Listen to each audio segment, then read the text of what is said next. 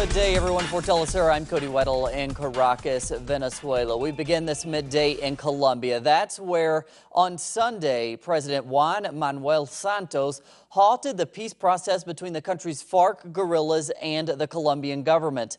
Now, Santos, the president, made the move after the rebels allegedly detained Colombian General Ruben Darío Alzate near the city of Quibdó. Along with him, the government claims the rebels arrested a government worker and soldier. The president suspended the new round of negotiations until the officials are freed.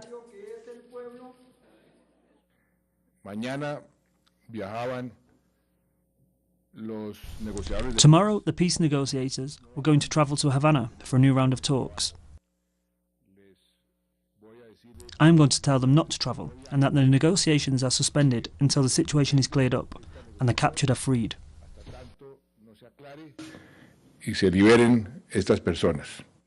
And for the latest on this developing story out of Colombia, we turn to our correspondent there, Charles Parkinson. He joins us live by Skype now. Charles, I'm wondering, what other information do you have on this detention? Have FARC leaders taken responsibility for it? What else has the president said about his decision to suspend the talks?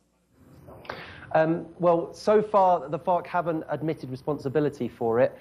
One thing that is worth noting is that ANCOL, which is basically a FARC-aligned press agency, in their editorial that they published on this subject, they've cast doubt on whether it was the FARC. Now, the big question here is, what was a general doing in a red zone? Now, that's a zone where it's known that there's guerrilla activity, dressed as a civilian, with only one other member of the military alongside him and a lawyer. And that's a question Juan Manuel Santos has asked publicly via Twitter of his Minister of Defense. We're still waiting for an answer on that question. And Charles, what else has the president, Juan Manuel Santos, said about his conditions for the release of the general? Does he have any other demands? In other words, if the general is released, will these talks continue as normal, or is that clear? Well, I mean, the general message that we're getting here is that, firstly, it's very important to point out that the talks have not come to an end. They are just suspended. And the insinuation is that, yes, once there is the release of this general, the talks will once again commence. Now, what Santos has essentially said is he's not willing to negotiate terms for the release. He just wants the release to be made. That's also a message that's come from the European Union and various other people. Now, reports have recently come out in the last couple of hours that the Red Cross are in contact with the FARC to speak to them about the detention of this general. However, nothing official has been said by them or by anybody else to confirm that the FARC do have them. And again, I repeat, one of the speculations made by ANCOL was it seems a bit strange that this general would turn up in civilian clothes and there would be guerrillas waiting to kidnap him. Why was he there? And really, we're waiting for confirmation as to whether the FARC actually do have him before any release can actually be made. All right, Charles, seems like an important question. Thanks for your reporting. And the latest development follows a series of achievements at the peace talks, which have been in process since 2012. The FARC and the Colombian government have made important advances, notably on drug-related issues. The guerrilla group and the government have agreed to eradicate coca and other crops, with the understanding that the government will help provide alternative products for farmers. Now, the two sides have also reached agreements on land distribution. Both parties agreed that the government would provide land to displaced small farmers. Also importantly, the two sides have agreed to the formal participation of the guerrilla group in national politics.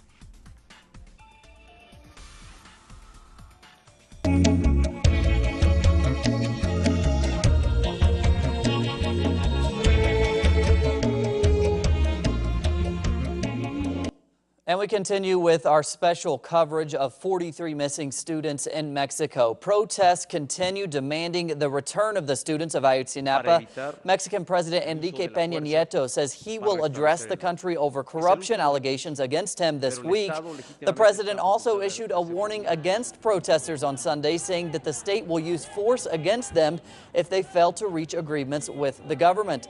The threat comes after police officers fired at and injured two students protesting in the National University campus on Saturday. We will not let any chance at dialogue slip by. so that we can avoid the use of force in reestablishing order. Force is the last resort, but the state will exercise it legitimately when all other mechanisms to establish order have been exhausted.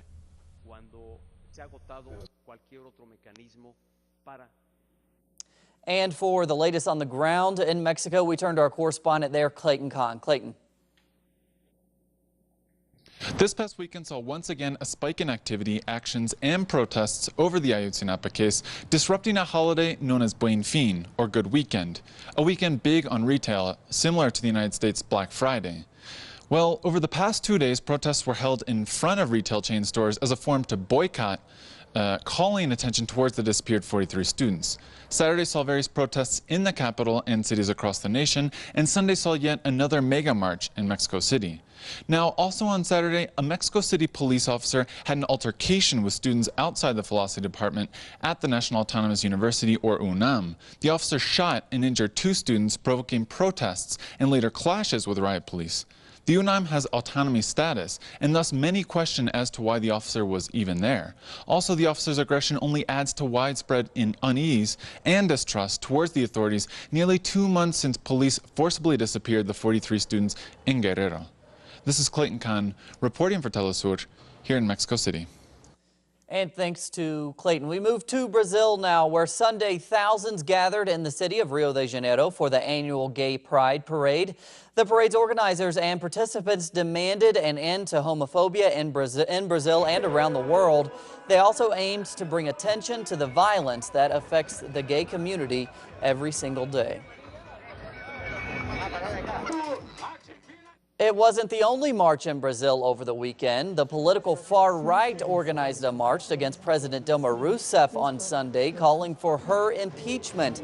Meanwhile, social movements have staged various demonstrations in support of the recently re-elected president. The activists urge Rousseff to push forward with her political reform program. Social movements accuse the right wing of attempting to illegally oust Rousseff. We have seen in recent weeks a number of demonstrations from the extreme right wing.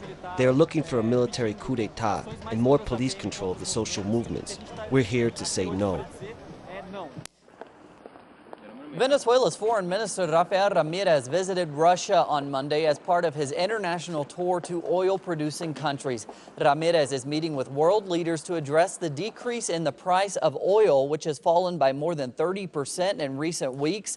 Both Rafnet, the Russian state-owned company, and PDVSA, the Venezuelan state-owned oil company, signed an agreement that will see PDVSA provide the Russian company with over 9 million tons of crude derivatives over the next 5 years.